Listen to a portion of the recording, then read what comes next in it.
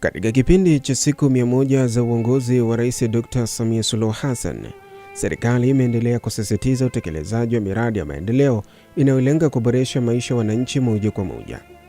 Miongoni mwa maeneo yanayoonyesha mabadiliko ya haraka ni manispaa mpya Kibaha mkoani Pwani, eneo ambalo kwa muda mfupi limepiga hatua kubwa kimaendeleo na kupandishwa hadhi kutoka halmashauri ya mji kuwa manispaa.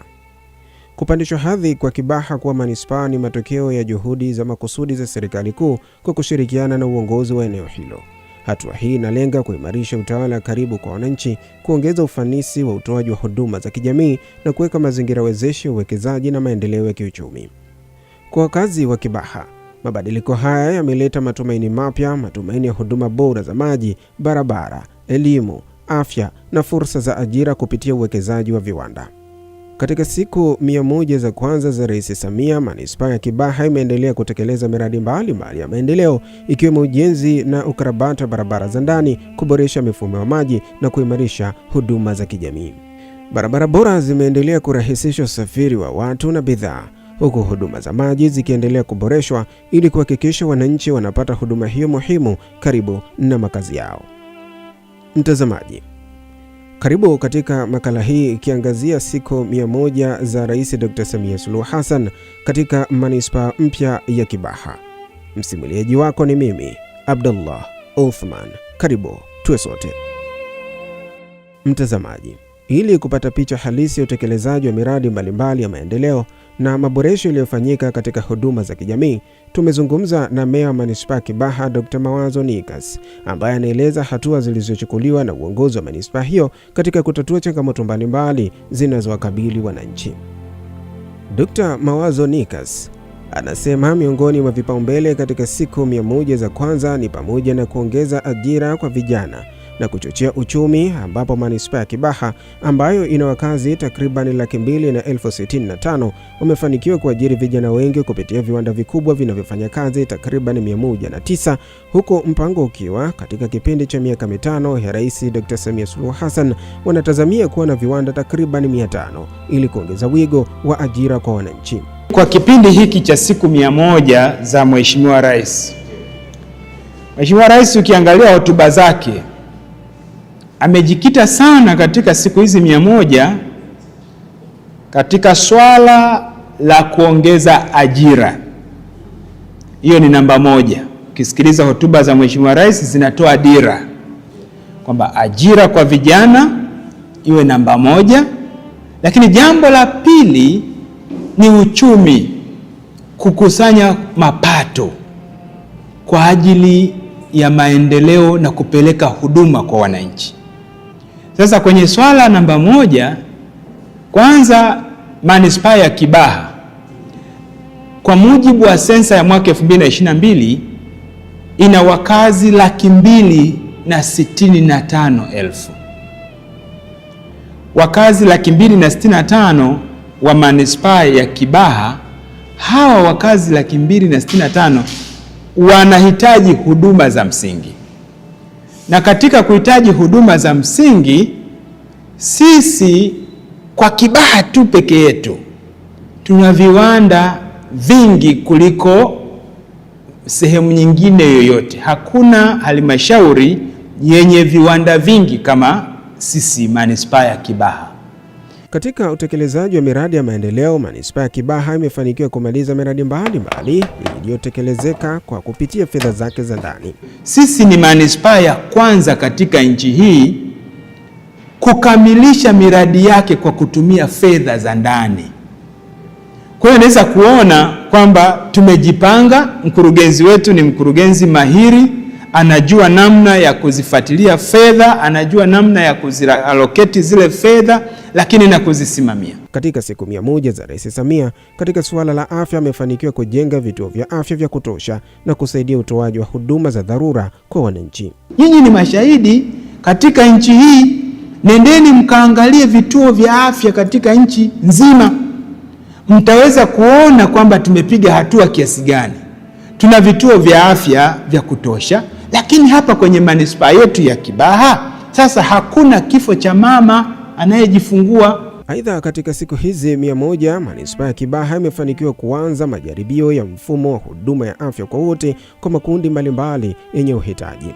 Tunakwenda sasa kuanzisha majaribio ya huduma ya afya kwa wote kwa makundi maalum ambayo Mheshimiwa Rais aliyazungumza. Unaweza kuona tulivyojipanga, pamoja na kwamba makundi ambayo yatakuwa hayana uwezo wa kulipa ile fedha serikali italipia, na namna ya kuyabaini angalau kwa uchache. Wataalamu wetu wamesema wanakwenda kutumia ile database iliyokuwepo ya TASAF. Tumeshauri katika manispaa yetu isiishie tu kwenye TASAF, kwa sababu TASAF wakati mwingine ilikuwa ikilalamikiwa na wananchi, na badala yake sasa waheshimiwa madiwani wasaidiane na wataalamu, ikiwa ni pamoja na kwenda kubaini watu kweli wenye uhitaji kwenye maeneo hayo. Mtazamaji, katika changamoto ya muda mrefu iliyokuwa ikiwakabili wakazi wa kata ya Pangani ni pamoja na ukosefu wa huduma ya maji safi na salama, hali iliyokuwa ikihatarisha ustawi wa wananchi. Hatimaye katika siku hizi 100 manispaa ya Kibaha imefanikiwa kuchimba kisima kimoja katika eneo ambalo lilikuwa likikosa huduma hiyo kwa muda mrefu sana, kitu ambacho kwa kiasi kikubwa kimewapunguzia wananchi adha ya kutafuta huduma ya maji kama ambavyo wananchi hao wanafafanua. Hali ya sasa hivi tunamshukuru, yani hali ya sasa hivi naona yani imekuwa safi kabisa, ni nzuri. Maji yamekuwa ni tumepata maji kwa wingi, kwa hiyo hakuna kitu kilichoharibika, ni safi kabisa. Tunashukuru kwa hilo kwa kweli. Kwa kweli zamani tulikuwa tunapata shida sana ya maji. Yaani maji tulikuwa tunanunua ndoo 300, maji na hayaeleweki. Tunashukuru sana kupata maji kwenye mtaa wetu, kwa kweli tumefurahi sana. Licha ya msaada huo kusaidia kwa kiasi kikubwa, mwenyekiti wa Pangani anaiomba serikali kuongeza idadi ya visima ili kukomesha kabisa changamoto ya upatikanaji wa maji katika kata hiyo. Natoa shukrani kwa meya na nimuombe kwa Mungu ambariki, na alisema kama mambo yatakuwa mazuri atatuongeza vingine 4, na imani yangu nikipata hivyo vingine 4, mimi mtaa wa Mkombozi habari ya maji nimemaliza kabisa, sitakuwa tena na kero ya maji. Katika kutafutia ufumbuzi wa kudumu jambo hilo, mstahiki meya anasema wakati huu ambapo unasubiriwa mradi mkubwa wa maji kutoka DAWASA, mpango wa manispaa ni kujenga visima takriban 30 ili kumaliza changamoto ya maji katika manispaa hiyo. Pamoja na kwamba mradi mkubwa wa serikali unakwenda kule, lakini sisi pia tuna mpango wa kuchimba visima kama backup, hata kama maji ya DAWASA yatapita, lakini kuwepo na mfumo mbadala wa wananchi wetu wa kupata maji. Lengo ni kwamba kuangalia ustawi wao, lakini kama tamanio la Mheshimiwa Rais ni kuwafanya Watanzania hawa watabasamu. Kwa hiyo kitakachofanyika ni kwamba tuna mpango wa kuchimba visima vingi zaidi kwenye kata ya Pangani, visipungue zaidi ya visima 30. Changamoto nyingine ni viwanda kutiririsha maji machafu katika makazi ya watu, jambo linalozua hofu kwa wananchi juu ya usalama wao. Shida ya maji ilikuwa ni mtiririko ambayo yani kwamba haina njia kwenda, inasambaa tu. Wachanganya maji taka na maji yasifaa kwa binadamu yote yule. Kuhusu watoto wetu wanapata shida mno. Wanaingia kwenye msingi kwa wanashika maji ambayo ni asidi. Maji yameniasiri kwa kufa kwa matango, yalikuwa nakufa kwa mahindi, ndio hivyo kijana wangu anachimba mashimo pale. Nimeacha hasa, yameniasiri kote kule, nimeshaliacha shamba kulilima kutokana na kuogopa maji ya nisiasirike. Mke wangu aliasirika mpaka miguu ilikuwa inakoboka. Nilikuwa napanda mpunga mpaka huku.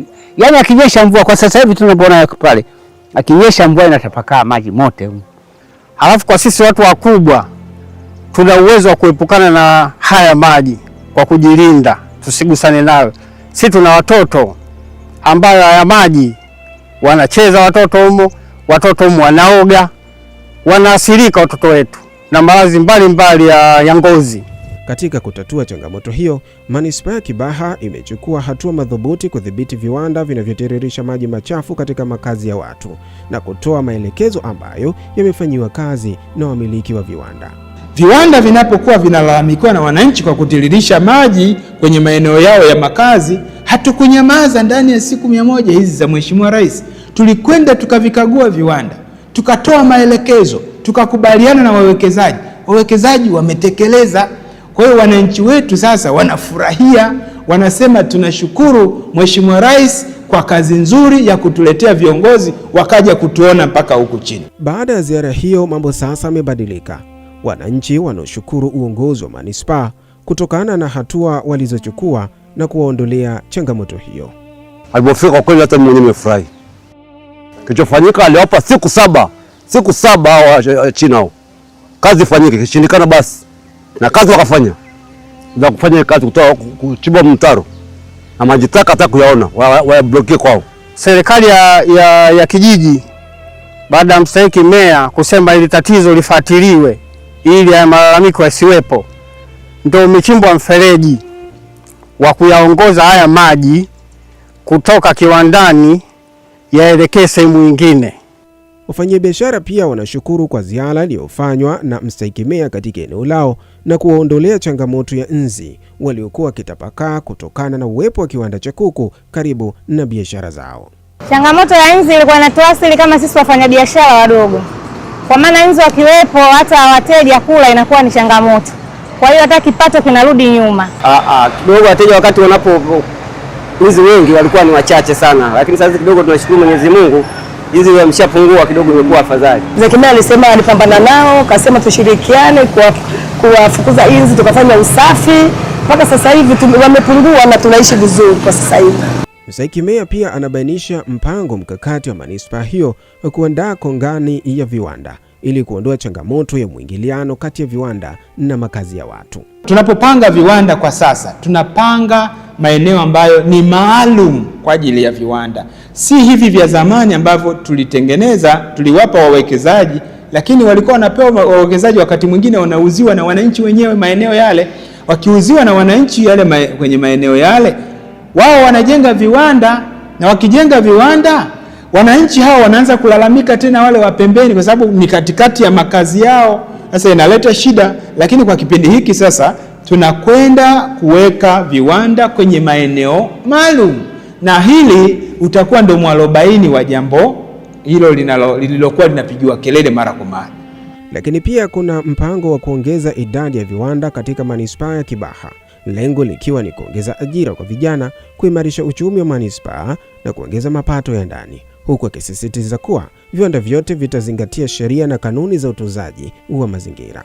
Pamoja na kuandaa maeneo maalum ya viwanda, sisi kama manispaa lazima na sisi tuwe na viwanda vya manispaa, tuwe na maeneo ya manispaa.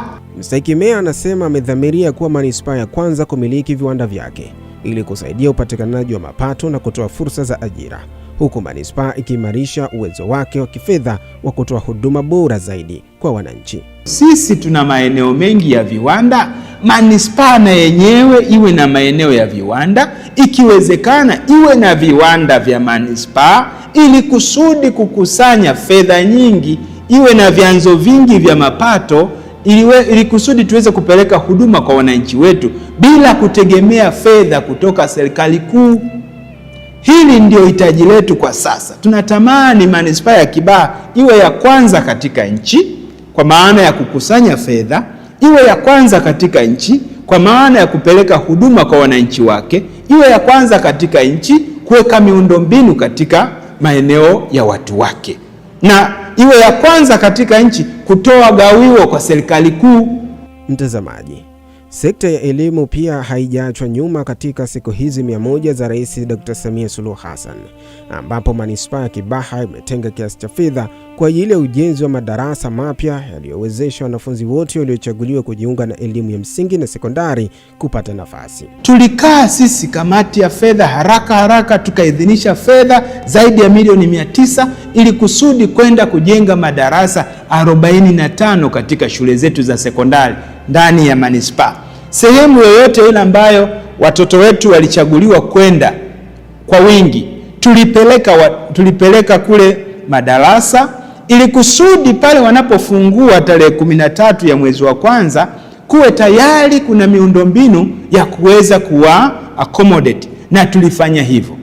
Kutokana na kuongezeka kwa wanafunzi, manispaa ya Kibaha pia imeendesha mradi wa madawati 4,000 ili kusaidia wanafunzi waliojiunga na elimu ya msingi na sekondari kukaa katika madawati.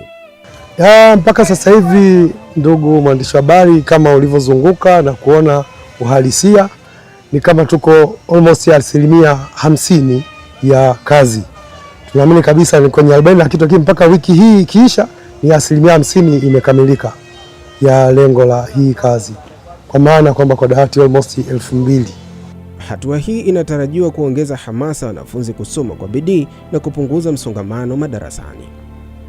Katika hatua nyingine, manispaa ya Kibaha imepanga kuongeza vyanzo vipya vya mapato ambavyo vitaiwezesha manispaa hiyo kujitegemea na kufanikisha ujenzi wa miradi mbalimbali ya maendeleo.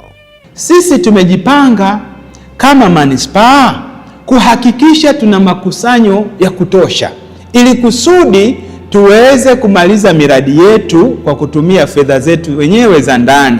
Sasa tunaibua miradi mipya ya mapato ili kusudi tuweze kwenda mbele.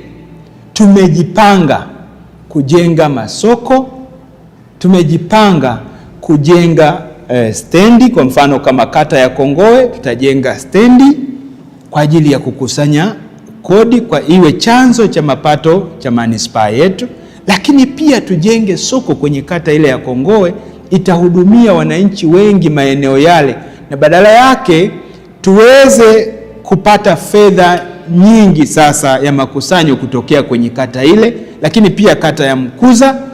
Kwa upande wa miundombinu ya barabara, uongozi wa manispaa ya Kibaha umeanza ujenzi wa barabara za lami takriban kilomita 18 zenye thamani ya shilingi bilioni 18.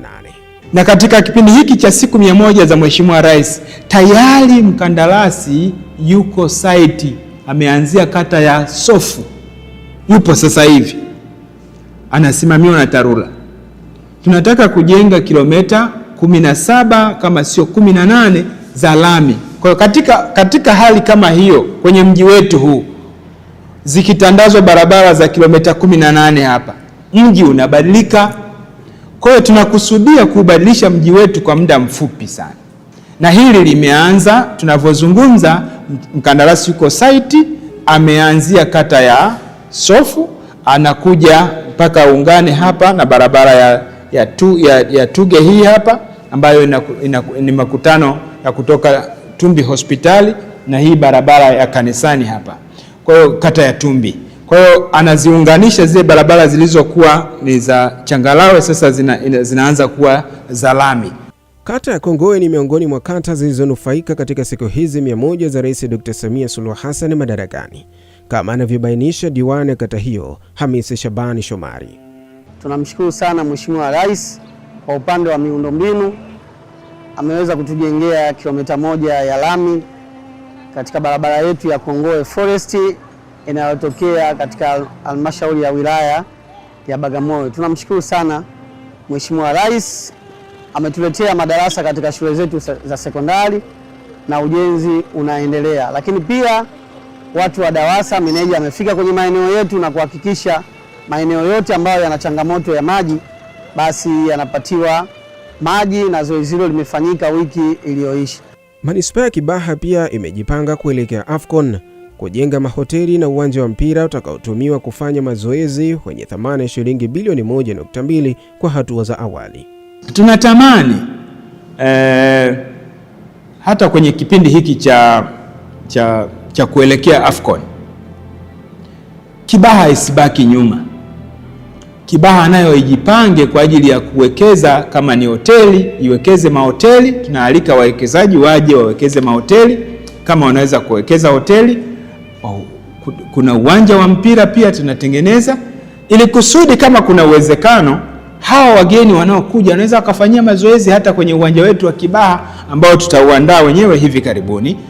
Na mahoteli sasa yakijengwa, watu wetu watakuwa wanakuja watapata faida wageni wanapoingia kupumzika. Kutokana na mji wa Kibaha kuendelea kukua kwa kasi, Mstahiki Meya anachukua nafasi hii kuwaita wawekezaji kuwekeza katika manispaa hiyo ili waweze kunufaika na fursa mbalimbali.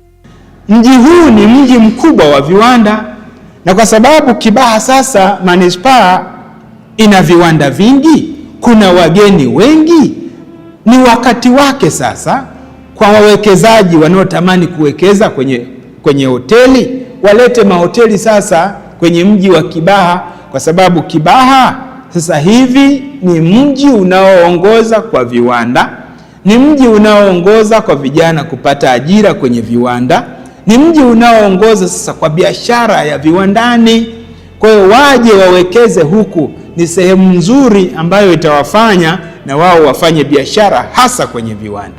Wananchi wa manispaa ya Kibaha wanakiri kupata mafanikio katika siku hizi 100 za kwanza za Rais Dr. Samia Suluhu Hassan madarakani. Tumenufaika na barabara ya lami kutoka Kongowe kuelekea Mwambisi kilomita 1 yenye thamani ya bilioni 1. Pia halmashauri manispaa ya Kibaha ilitenga milioni 30 kwa ajili ya miundombinu ya barabara zetu za mitaa. Kazi hiyo imefanyika kikamilifu. Lakini pia kwenye upande wa afya tuna jengo kubwa la kujifungulia na upasuaji la kina mama liko pale Kongowe kituo cha afya. Tuna generator la kisasa limeshaletwa na ambulance iko njiani kuletwa ndani ya kata yetu ya Kongowe, swala upande wa afya. Tunaishukuru serikali na tunaendelea kuishukuru na iendelee kupambana kama inavyojitahidi kwa kipindi hiki. Tuna moja ya vipaumbele vya mama kwa mwaka huu ndani hizi siku 100 za kwanza ni pamoja na kujenga wodi ya wazazi hapo kwenye hospitali ya Kongowe. Kwa hivyo hilo pia ni jambo ambalo kimsingi linatia moyo sisi kama wananchi, linatutia moyo na kuona kwamba kweli mama anatujali na ameamua kutazama sana akina mama, kwa sababu unapomsaidia mama umeisaidia jamii. Katika kufanikisha maendeleo ya manispaa hii, Mstahiki Meya Dr. Mawazo Nikas anawakumbusha vijana kutimiza wajibu wao, kuwa na subira na kulinda amani ya nchi. Wito wangu kwa wananchi wa Kibaha, kwanza tumwamini Mheshimiwa Rais, kwa sababu mkuu wa nchi ukimsikiliza sasa hivi anazungumzia sayansi ya uchumi. Na kwa sababu sisi tuna maeneo ya viwanda, tuhakikishe kwamba tuwe tayari sasa kwa ajili ya kupokea wawekezaji wengi, wawekeze kwenye ardhi yetu na sisi tufaidike kiuchumi.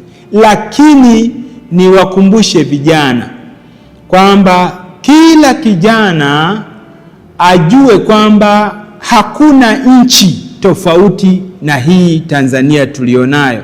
Hatuna nchi mbadala na hii nchi tulionayo.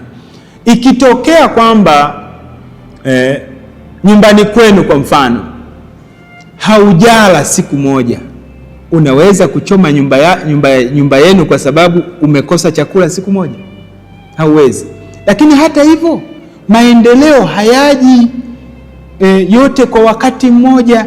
Maendeleo ni process, maendeleo ni hatua. Unakwenda hatua ya kwanza, unakwenda ya pili, unakwenda ya tatu. Mwaka 2000 tu hapa ilikuwa darasa la 7 mtu kufaulu kwenda form 1 alikuwa kifaulu 1 au 2, lakini leo wanafaulu wote darasa la 7 kwenda form 1. Unaweza kuona katika miaka 20 tumepiga hatua gani kwenye elimu. Vile vile kwenye afya kulikuwa na shida. Wilaya nzima unaweza kukuta kuna zahanati 2 tu, nazo pengine ni za wamishonari. Lakini leo katika nchi yetu kuna mtandao wa zahanati karibia nchi nzima. Kila kijiji kina zahanati yake. Watanzania wanapata huduma ya afya wanapokuwa kokote wanapokuwa. Mtazamaji, hii ni hali halisi ya manispaa ya Kibaha katika siku hizi 100 za kwanza za uongozi wa Rais Dr. Samia Suluhu Hassan. Kupitia kwa wasaidizi wake, miradi mbalimbali ya maendeleo imetekelezwa na inaendelea kutekelezwa, na changamoto mbalimbali za wananchi zinatatuliwa, lengo likiwa ni kuwaletea wananchi tabasamu. Na hapa nafikia tamati ya makala hii iliyoangazia siku 100 za Rais Dr. Samia Suluhu Hassan katika manispaa ya Kibaha, ikilenga kuangalia miradi ya maendeleo na namna wananchi wanavyotatuliwa changamoto zao. Mimi ni msimuliaji wako Abdullah Uthman. Kwa heri.